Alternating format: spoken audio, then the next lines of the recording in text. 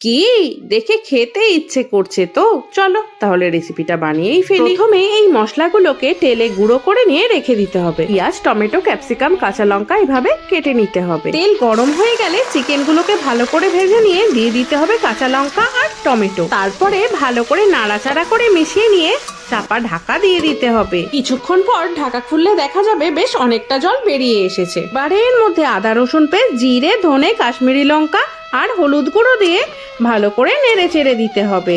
এই মশলাগুলোকে ভালো করে ঝোলের মধ্যে মিশিয়ে দিতে হবে। কিছুক্ষণ কষানোর পর স্বাদ মতো নুন, কেটে রাখা পেঁয়াজ আর ক্যাপসিকাম দিয়ে আবার ভালো করে নেড়ে চেড়ে নিতে হবে।